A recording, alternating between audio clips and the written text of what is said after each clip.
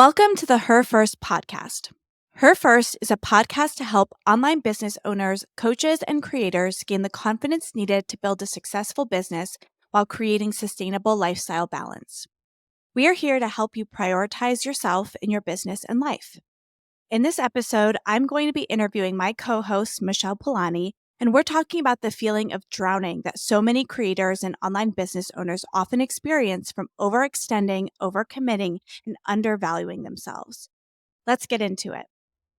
So, Michelle, a resident expert on self-care and healthy lifestyle habits, I want to ask you some common questions we see from content creators and digital entrepreneurs as they navigate balancing personal self-care practices while running their empire, so to speak. Let's start off with your experience with self-care. I know that you struggled with burnout in the past. Can you tell us more about that and how it affected your life and business as a result? Absolutely. So I do have a story of burnout, and it's not sort of your typical 9 to 5, which is I feel like we hear that a lot in the 9 to 5 corporate space because of the employee mentality. But I feel like business owners are much more subject to it. And there is sometimes a perception from the outside world that we're so lucky to get to be doing what it is that we want to be doing, and we get to govern our own schedules, and we get to take the time off that we need, and we can work from anywhere. We kind of brought this up the other day when you were talking about having other people think that you don't work that hard because you work from home, right? There's a perception of that. And so when we're expressing struggles or frustration, sometimes that's not met with as much empathy because we have our own businesses and we are the ones running the show. All that to be said, I'll give you a little bit of my story and what really caused the burnout for me. So thinking back to 2019, when this all started coming to the surface, is that I was a full-time fitness instructor at the time, and I was teaching up to 24 classes a week. If you're not familiar with fitness instruction, that's a lot. It's a very, very heavy schedule. Most people in the yoga community, teaching community, they're teaching 6 classes a week, 10 classes a week, and they're usually doing additional things. And so since that was what I was solely focused on, I had an impacted schedule: bar, yoga, functional fitness, personal training at the time. I was also creating an online course for Daily Om, and then I was trying to launch my own online presence in one of my side businesses or businesses at the time, Her Healthy Habits. That was already a lot as it was. And at the time, I was hosting Thanksgiving, my husband and I, at our home for our entire family. And with that comes all of the undue stress and pressure of being a homemaker and having that nurturing, caring mentality, and also feeling that mental burden and load, everything that we share about in this podcast, of having to be the one who takes care of it, having to be the one who cleans everything up, gets everything ready, does the shopping, does the prep, makes sure that we have everything that we need in order to move through the holidays successfully. And so after that happened, I felt a huge sense of emotional, physical, and energetic fatigue. And it absolutely and completely wore me down. It put me into this forced rest in which I felt like I could not do anything. Like I felt somewhat incapacitated to show up for the things that I needed to show up for. I canceled social events, friends' baby showers that I cared so deeply about showing up to. I felt like I couldn't go. I started canceling classes or showing up to classes and just kind of getting through them. And it put everything on pause for a very, very long time.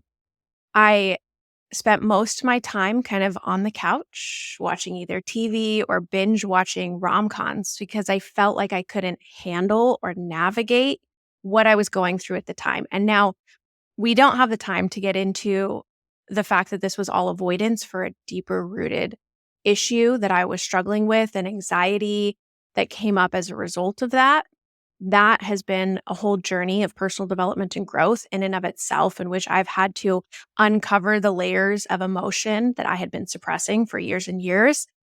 But the result of this being that I had to put my entire business on a shelf. The burnout led me to question my competence as a coach And it created this domino effect of guilt, shame, and insecurity that put me at a disadvantage for everything else that I was trying to accomplish and do at the time. So, in a nutshell, that is kind of my experience with burnout. That's how I felt like I was putting the pressure on myself and I was overcommitting myself. I was overextending myself in all of these different areas of my life. And instead of being able to pull back from that consciously, I completely wiped out, hit a wall, and just had to put everything on pause. And you had to basically just stop and do nothing. And that's really fascinating to me. I haven't known you for that long, but I cannot picture you like that. Like I can't picture you just being in a stuck state.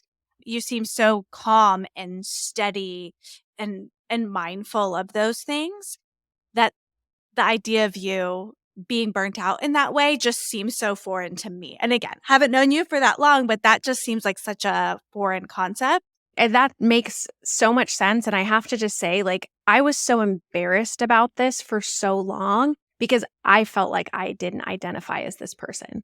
I felt like these things that I was feeling, this almost like suffering, struggle experience, was not who I was. And so, why couldn't I just show up as my normal, motivated, grounded self? It was a complete disconnection from who I felt like I was meant to be versus how I was showing up on a daily basis. That's so interesting. And now you talk a lot about self-care. This is really important to you and you have experience getting yourself out of that funk, that problem. I'd love to kind of know, with all of that in mind, what does self-care mean to you and what is it not? Like, that's really important and something I think we can hone in on is what self-care is. Because some people would think like sitting and binge watching a rom-com is self-care, right? And maybe it is, maybe it isn't. I'd love to know your perspective on that. Yes. So the self-care concept is something that I think that I love and embrace and also struggle and fight with. So at the time, if you had asked me whether I practice self-care, I would have told you, yeah, absolutely. I work out, I eat super well. At the time, I think that I was also doing like cryotherapy and red light therapy, and I was taking time out for myself and practicing mindfulness. And I was doing all of the theoretical things that we see as self-care, taking the walks. I had time for my relationships and everything else. Yes, like my schedule was really busy and I was doing a lot of things, but I still felt like I was carving out the time and space. But you mentioned that watching a rom-com can be considered self-care. And it's true because the perception with which we're seeing what we're doing and acknowledging ourselves and identifying that this is what I need in the moment that I need it is exactly what self-care really is. It can be any activity for you, any way of being, any system, any thought pattern that's supportive to your overall mental, emotional, or physical well-being. Now, the amount of television and the amount of movies that I was watching was, again, an avoidance technique, an avoidance tool, a coping mechanism that I was using. And I had to learn that. Was watching one movie or an episode a great self-care tool that I still practice today and that I still enjoy? Yes, absolutely.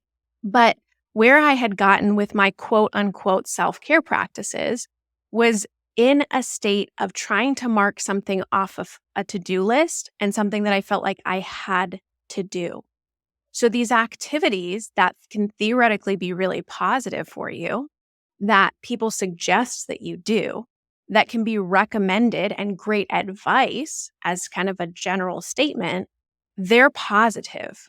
But when they become something that is necessary, that is required, that you have on your to-do list or your schedule, and now you're starting to dread doing, or you feel like you have to drag yourself to do it, that's when things start to tip over to unhealthy or they lack self-care. And what I've actually found through my own experience is that I feel that even though I was practicing on the surface and I was doing the activities and I was going through the motions, I wasn't practicing self-compassion.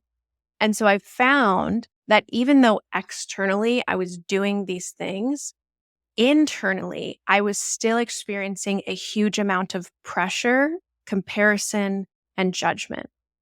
So I was giving myself all of this mental chatter, all of this negative self talk that fueled this undue pressure and stress and feeling that I really wasn't enough. Like me, myself, and I, independent of finances, independent of being an educator, independent of being a coach, independent of all of these identities, being a sister, being a partner, being a friend, that I was value and worthy as I was, and that I cared for myself, that I loved myself, that I was being compassionate with myself, that wasn't happening. And so all of the self-care activities were simply just a mask and a cover up. So self-care really isn't when you feel like it's a chore on your to-do list, when it's just something that you have to do, that you need to do. It's not something that has to be done every single day, again, in your schedule as a hard and fast. And I think that self-care has this really beautifully painted picture based on what we see on social media and in our entertainment space, that it's aesthetically pleasing, that it's beautiful, that it's expensive, or that it is about skincare or facials or massages. And we even had this conversation on another episode about getting your nails done.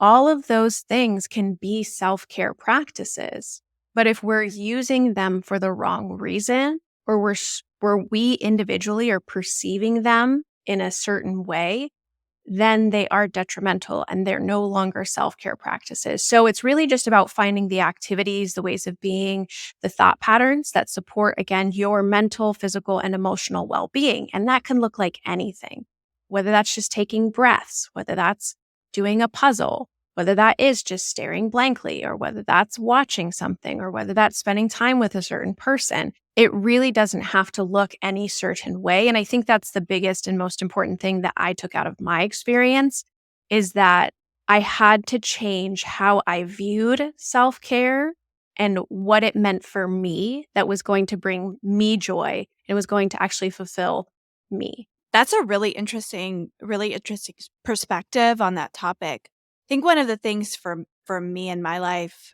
when it comes to self-care is, well, this is what all this podcast is about, is like putting yourself first.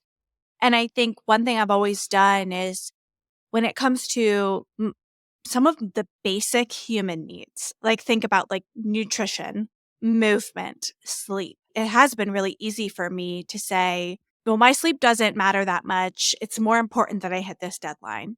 My personal nutrition doesn't matter that much. So since I'm not needing to provide a meal for anyone else, I'm just going to eat some chips, right, for lunch, because that's what's easy and quick so I can get back to my work. Exercise. Well, my own physical well-being isn't important. I might make space for other people to have their own like physical well-being. My daughter gets her exercise, my husband gets his exercise, but mine's not important. Can be really easy for me, even forget about doing something I enjoy, like getting sleep, drinking water, those basic things you need for your life. It's easy for me to push those off because if it's for me, it's not important. So for me, thinking about taking care of myself, sometimes even preparing a healthy meal just for me can be put aside at that base level. And I know when I do those things, when I'm drinking water, getting sleep, eating fruits and vegetables at every meal and protein at every meal, those things, just basic taking care of yourself stuff, feels like self-care to me, honestly. And it's tough because when I hear you talk about those things, I think of a lot of moms in that circumstance. And I actually saw this video the other day, a really successful content creator. I believe her name is Elise, but she was speaking to the fact that she just felt like she couldn't practice self-care, and she didn't really find that she connected with this idea and this concept of self-care, and that sometimes even just taking a shower is a struggle. And you're talking about these very foundational things, like eating wholesome, healthy food really doesn't even need to be self-care, because it's what we can be doing on a very consistent basis. Like sleep, that's something that we as human beings need to simply recharge and refuel. It's not self-care or indulgent to expect or want to get 8 hours of sleep, 7 to 8 hours. But we have this consistent narrative around what's expected of us, or, oh, I don't really need to sleep that much, or, yeah, let me get this taken care of instead because it's a higher priority. So when you have the opportunity to feel like, ooh, I get to enjoy this thing for myself, I think it's such a positive and wonderful thing. And then what can you additionally add on to that? What can be that luxurious thing that you do that is just for you? Like we talked about the nails for you, like that feels like an experience of self-care, not sitting down to do it necessarily, but having your nails done because that's just for you. No one else is looking for that. No one else needs that to happen. Yeah. But how can that show up in the rest of our lives? Like, that's what I encourage you to question, and the listener, you to question of how can throughout my day, I practice self-care and compassion in everything that I do so that self-care doesn't look like, okay, well, I practice self-care Sundays and I carve out an hour of time for myself to do my facial and my nails and I do my hair and all of those things. That's awesome. But it's not a lifestyle at that point. Yeah. You're basically going 24/7, you're running around, you're meeting everybody else's needs, you're on this cycle, it's that hamster wheel, whatever it looks like on a day-to-day basis. And then, oh, I'm going to take my hour of self-care. And I get that it feels less realistic for a lot of us. I understand that. And at that time of that burnout stage for me, I felt the same way. But self-care is a mindset. It's a mentality that we take into how we navigate the space. All of the boundaries that we talk about. Setting up boundaries is a self-care practice. Taking time out to prepare your schedule for the week so that you don't feel as crammed or tight. That is self-care.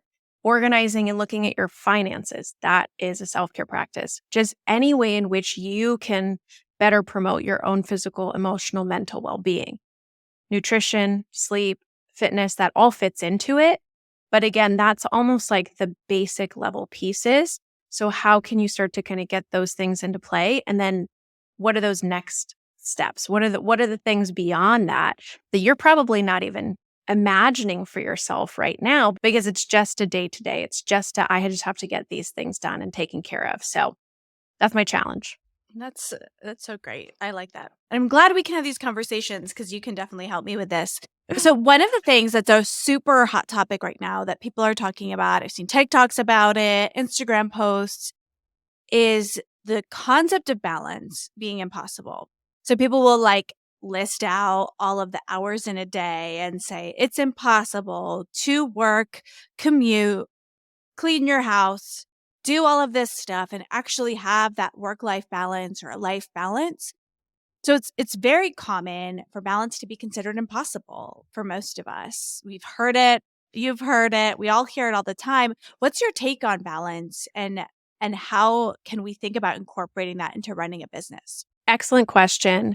And I know that likely for you, I know that I felt this in the past, and for our listeners, that they agree with this, that they've bought into this narrative. And I know that if you're listening right now, you may absolutely feel that balance is completely impossible. And I get that there's this sense sometimes of chaos in our lives, this overwhelm in our lives, kids, full-time work, side hustle, rent or mortgage that you have to maintain, groceries, laundry, partner, social obligations, simply kind of trying to be creative in your business, show up for the content, be able to manage all of the things, whether you have team members or whether you're doing it all yourself. And I understand that this leads to a point of exhaustion. And I hear that when I say balance is possible, that it can be really frustrating and it can be annoying and it can be aggravating. And you can feel like, oh, it's not fair for you to say that.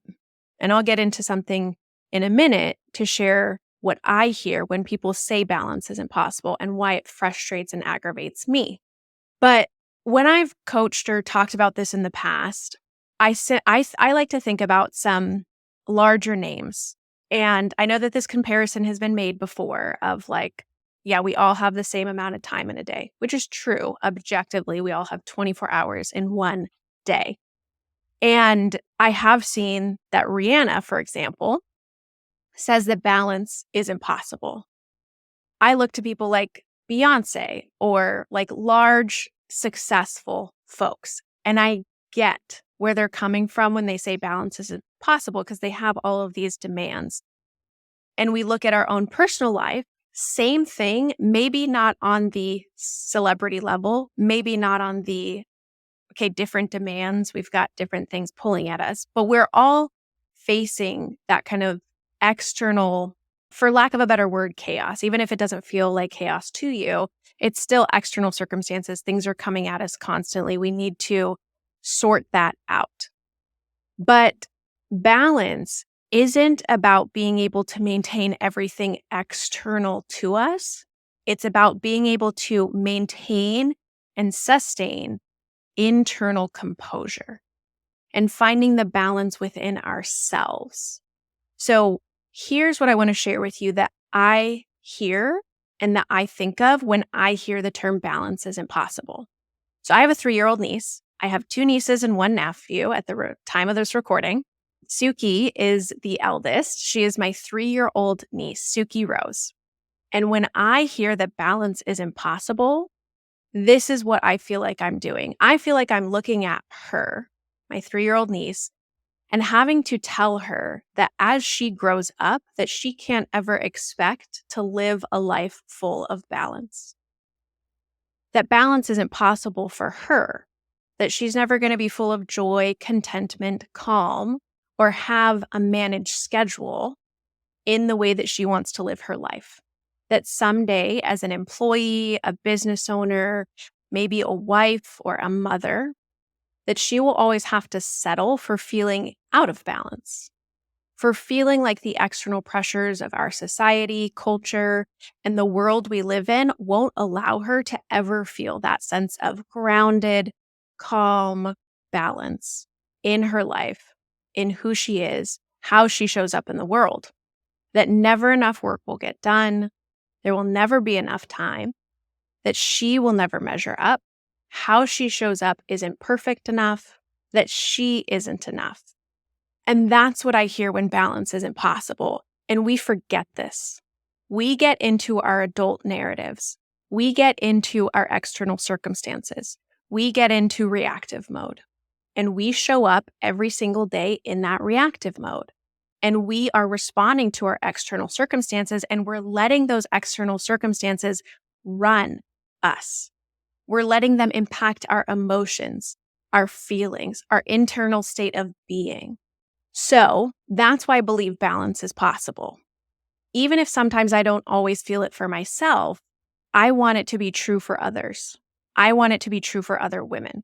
I want it to be true for you. I want it to be true for us collectively, that we can live a balanced life.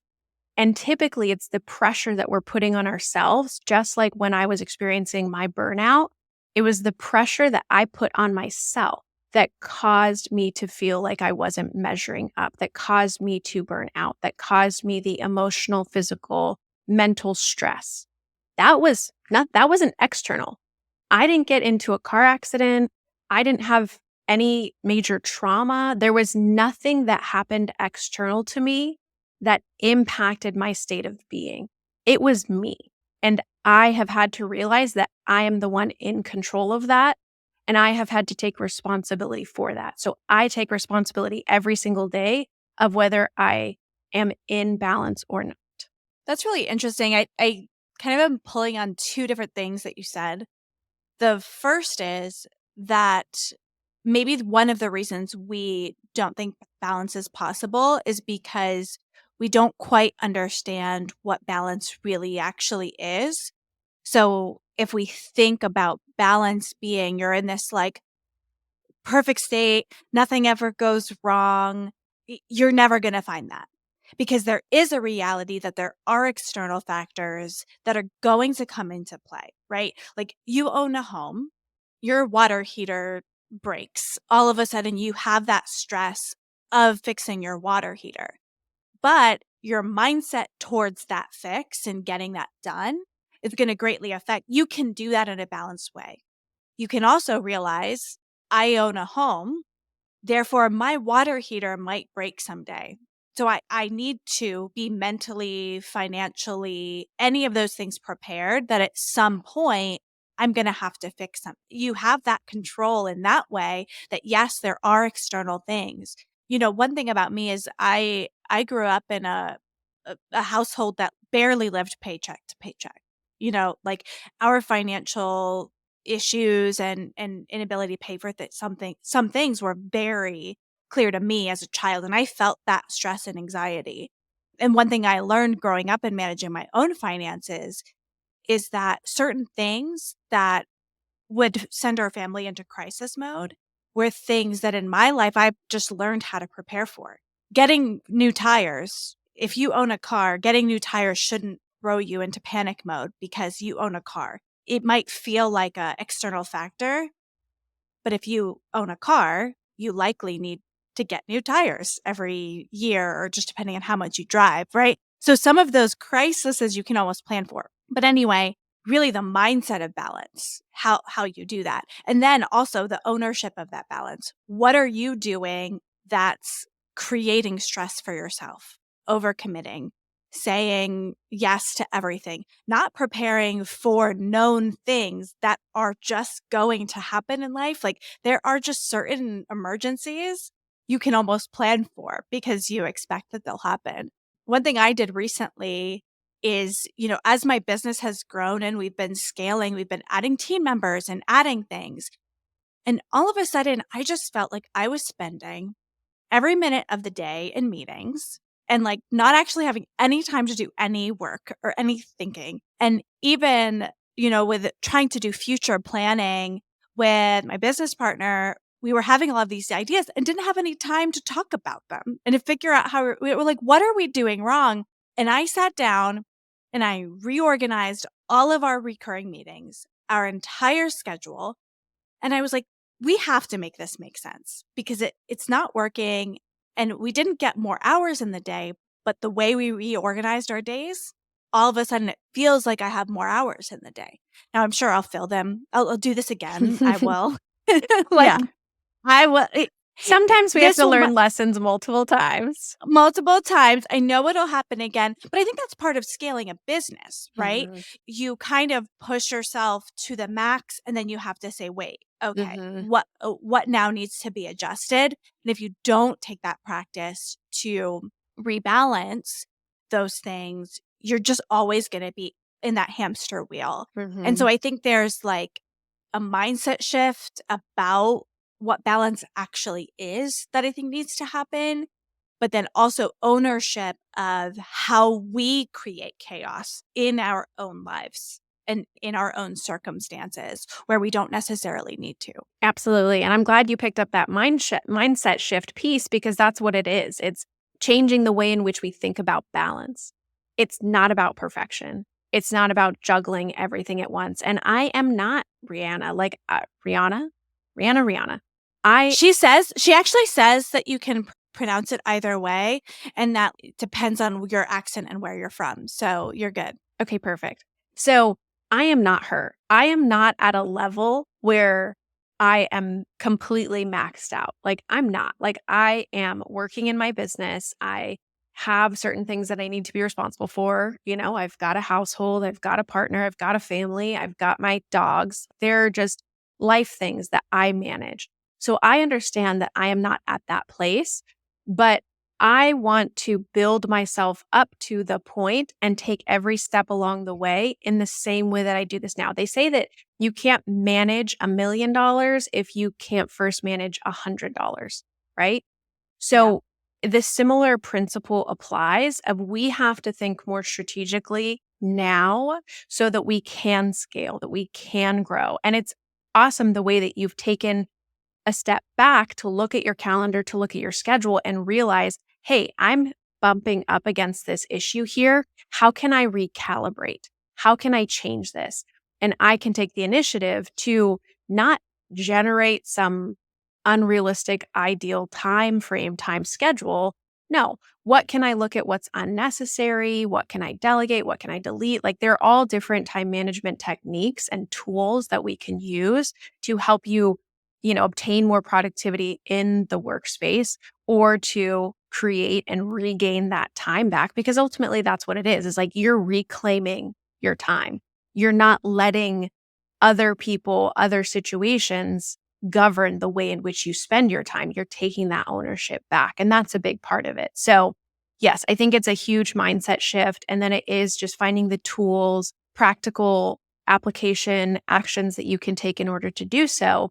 And then being able to really focus on what matters to you, what those priorities are, and letting that dictate it. So, being able to kind of come back to those things and realize before it's too late. So, you were bumping up against it and you made the choice to shift instead of bumping up against it, bumping up against it, bumping up against it, and then running yourself ragged, running yourself ragged and getting to that place of either burnout, frustration, or sickness, disease, because you have overextended yourself and you've overcommitted and now you haven't figured out a better way. So, way to go, you. Oh, thank you. At least I didn't get sick. Yeah. That happens to you sometimes, but that's another story for another day. So, if someone really is ready, they're ready to reclaim their time, reclaim their balance, what should they do if they want to start practicing self-care and create balance in their life? So I have a model that I'll share with you. It's called the I Can model. But I think the first place to start, based on everything that we've talked about so far, is really deciding that it's something that you want in your life. And that feeds a little bit into the model. But really, one of the things that I often talk about when it comes to balance, and this has to do with our language and our thought patterns and the way that we're setting ourselves up in the world, is the way that we identify is the way in which we show up in the world. If I am saying that balance isn't possible, balance is not going to be possible to me. There's no way in which I can believe that balance isn't possible and then experience balance. It just doesn't work that way. So I have to first really believe and have hope and envision and see myself in the state or ways of being of the thing that I'm trying to accomplish. So I think that's the first place to start is that if you do want to practice more self-care, if you do want to create more balance in your life, you need to first realize that it's possible for you and you need to identify that it's actually something that you want. Because a lot of things that we work on aren't in alignment with what we want and that creates all of these other problems with our goals and what we're working towards and it's likely the reason that you haven't been able to do the thing that you wanted to do so far. So the I can't model. So the first thing is really determining why it's important for you. I mean, even with business, Simon Sinek, they don't buy what you do, they buy why you do it. It's the same thing psychologically for yourself. You're not going to buy into what you're doing unless you understand why you're doing it. So the I can model is ICAN. I for intention, C for consistency, A for accountability, and N for neuroscience. So this has to do with behavior change and how you're actually going to implement or do something in your life. That's everything that I focus on. Again, self-care is beautiful to see and it's aesthetically pleasing and it's gorgeous and like we talk about it and oh, this would be so nice. But I am action taker. I am, yeah, okay, let's talk about the emotions and the feelings because those are important drivers and motivators. But really, what is it going to take to see that thing come to life on your schedule in your day-to-day life? How is it going to take hold and take place? So the I, intention. Why are you wanting to make this happen? This is that understanding of what it is that you're trying to do and what's the motivator behind it. So we have different motivators in our lives and we need to identify what's going to motivate us. Some people are motivated by money. Some people are motivated by status. Some people are motivated by power. Some people are motivated by relationships and compassion. Some people are motivated by, internal ooey gooey feelings of I'm so proud of myself. And other people are motivated by, I want a six-pack abs and a visually identifiable thing that I've accomplished. I want to be given the accolades. I want to be, accomplishing this specific reward. Those are those motivating pieces, and you need to determine what's going to work for you. What's the intention behind it? And then it comes down to consistency. So starting to plan out, just like you did, Joanna, as you navigated the change in your schedule, you just reoriented. When are we going to have these meetings? How long are they going to be for? I'm going to put them in the schedule. It's simple, but it's the practice that we often miss. I want to start working out more. Okay, cool. What are you going to do for that workout? Where are you going to do it? When is it going to happen? Did you put it in the schedule? Do you have buffer time? What stuff do you need in order to make that workout happen? It's all simple stuff, but so many of us don't consider those small pieces, and therefore we never actually execute. So what rhythm or cadence will you execute? Is it one time or is it multiple times? And how does that show up in your calendar? Accountability. So the A for accountability is ultimately, who are you going to be accountable to? It's likely that if this is something that you're working on, self-care, balance, different practices, that you probably haven't been super accountable to yourself yet. And so what that means is, do you get a coach? Do you get a mentor? Do you get a buddy? Do you have a membership or a group? What does that look like for you? A coworker, a partner, a friend, a family member, as long as they are actually going to keep you accountable. I typically don't do anything with my family that is of importance to me because they don't hold me accountable to that. They love me no matter what, which is awesome. And I appreciate that. But we're not getting anything done together. And that's okay. I have other places where I get that accountability. And then N, in the most simplistic terms, is neuroscience and psychology. So really, ultimately, you need to be able to plan for whatever positive or negative reinforcement is going to help you accomplish that thing. So if you're trying to implement a self-care practice, if you're trying to establish a new schedule in order to get that balance that you're looking for, you need to say, when I accomplish this, I am going to reward myself with this. Vacation, buying something, money, or time with someone, whatever that looks like. That's your positive reinforcement. Negative reinforcement is anything that you're going to punish yourself with, anything that you want to avoid. So I have to pay you $1,000, or I have to streak naked through this very important event. I don't know. Whatever something that you truly, truly want to avoid, that you're going to try to stay away from, you attach it to the thing that you're trying to accomplish. So this is a simple behavior change model in which you can use to execute any kind of activity, self-care practice, change in schedule, routine, or thing that you're looking to do. So I can intention, consistency, accountability, and neuroscience. That's such a great model, and I love that it's something someone can come back to. If they're struggling to not experience balance, they can look through it and think, these are the steps to creating that balance. One of the things that I think is tough with all of this is when you're feeling burnt out, when you have a lot to do, when things aren't good, it can be really hard to take that step back and think through how to fix it. I've said this before. I've heard people say things before, like, when I accomplish X, I'll worry about it. So when I've hit this milestone, I'll take some rest. When I finish this one project, then I'll start exercising. When I accomplish this goal, I have, 3,000 more followers on Instagram, or then I'll take this time to get the rest. And actually, my husband always jokes about this with me. I always say, oh, once this happens, we'll have so much more time. We'll have less going on. We'll have less stress. We just got to get through September. We just have to get through to this particular thing. And when you have a lot going on, that can almost be the hardest time to take the time to fix it.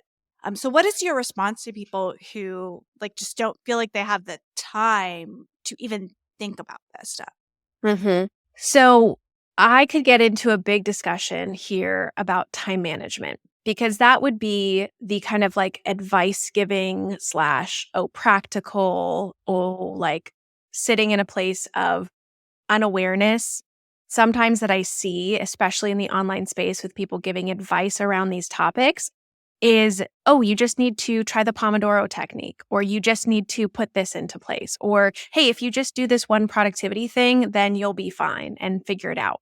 And that's just not realistic, especially with what you're saying, Joanna, is and where you're coming from of this place of I get it, like putting things off for someday, or saying once we get through this, or once this happens, is we kind of hinge things on the future us. We say that it'll likely happen at some point, and so I'll just invest in that tomorrow.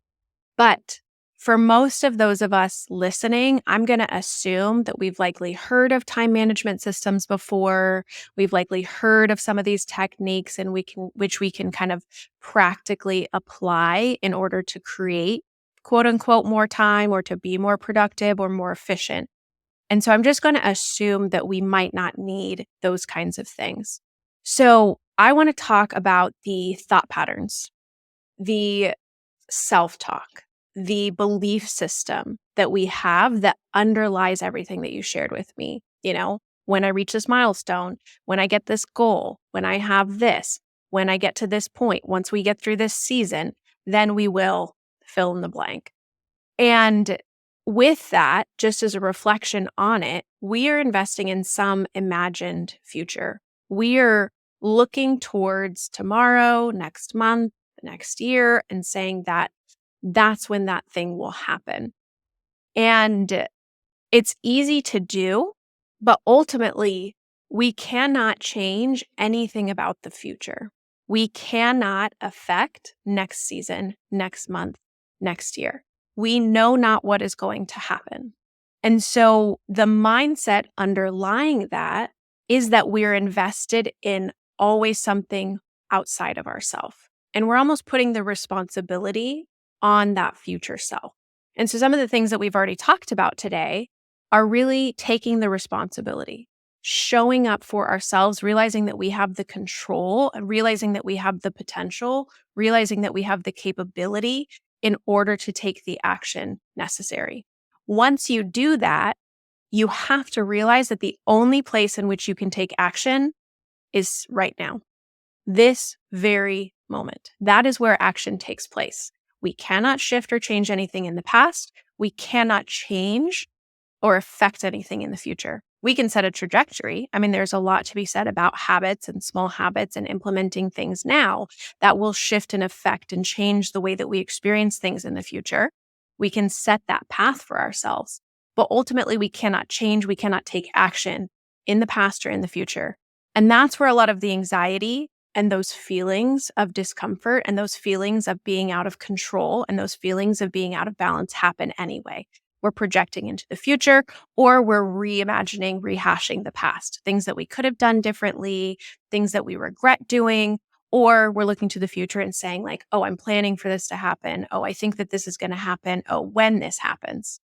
And so if we shift the narrative and we shift the thought patterns to be, what is happening in this moment? What can I take action on? And what can I essentially control here and now? That's when you start to change the time management. That's when you start to experience productivity. That's when you start to feel more spaciousness and more time. I just challenge you, if you feel out of control, if you feel overwhelmed, if you feel frustrated, to stop what you're doing and take 3 breaths, 3 long breaths. That will completely change, not just talking about your nervous system or anything, it'll completely change your perspective, because when you let go of anything that's coming and you focus just here in the moment, in the right now, that's when you're actually able to fixate on your goals, to be able to control what's happening in your schedule, to be able to live the life that you imagine yourself living in the future. And you don't put that responsibility on future you take the responsibility now and decide how you can navigate that and how you can change it and how you can alter it and how you can shift now. So I'd love to know, with everything that you've shared with us today, what is it that you want our listeners to take away from this episode? The biggest thing that I would love you to take away from this episode is that your experience of self-care, time management, balance, productivity, everything that we've discussed today, it's going to be personal and unique to you. And this is where I feel like we get discouraged, we get disgruntled, we get frustrated, and we struggle is when we are comparing. And we look especially at social media at, again, especially in the online space of these business owners making millions of dollars and jet setting around the world or doing these things. And to them, 4-hour work weeks are balance. And it can make us feel like we're in the wrong spot. It can make us feel like we're not doing enough. It can make us feel like, well, what are we doing on a daily basis that's so different? And that's when we can get into that comparison, that judgment, that overwhelm, that frustration, that mindset of feeling like balance is impossible for us or we'll never be in that place. Because oftentimes when we see someone, if we don't see it as inspiration, which sometimes it could be inspirational, right? You could see this thing and say, oh, I know that it's possible for them, so it's now possible for me. And I love that it can be inspirational. But a lot of times, if it creates any kind of envy or jealousy, then there are underlying feelings of doubt and insecurity for yourself that you feel like you can't accomplish that thing. And that's when you kind of get into that tailspin. So just recognizing that with a lot of helpful, but sometimes hurtful advice in the online space, it's going to be unique to you. So not everybody's content, even mine included, is going to be meant for you. So recognizing and identifying that your experience is going to be unique, and it takes a lot of self-reflection, self-awareness, self-efficacy to be able to decide that this is what I'm going to do, to be able to decide that this is my life, to be able to decide that this is my schedule, how I'm investing my time, because ultimately we are made up of time. This is how we experience our lives. Our lives are time, moment to moment, second to second, day to day, week to week, month to month, year to year. That is time. And so when you can start to feel in charge of your own time, that's when everything starts to fall into place. That's when you feel like you have command over your schedule. That's when you feel like you can practice self-care. That's when you embrace balance as being a part of your lifestyle and being a part of who you are, how you identify, and how you show up in the world. So finding that unique and personalized path to you is absolutely critical through this action and experience and the way in which you're going to find that for yourself. Awesome. Thank you so much for sharing all of this with us today and our listeners. I definitely feel like a sense of calm and like awareness of my breath, just like hearing you talk. So I really appreciate your perspective here. I think my biggest takeaway from what you shared today is that it all starts with your mindset, believing it's possible and understanding your why, that it like starts internally. I think I'm a very action oriented person. I'm like that worst person that if you tell your problems to, I will spit out a solution to you instead of like comforting you. Like that's my go-to. But understanding that for me, when I come up to these things that like I have to change my mindset, but then also in relating to other people, if they're struggling with these things, they have to fix their mindset first too. And I think that being such a huge important part of finding balance and practicing self-care is just such an important thing to recognize and remember that it starts internally, it starts with your mindset. So, thank you everyone for tuning in. Make sure you subscribe to her first and leave us a review. What is one thing you can do today to prioritize you first in business and life?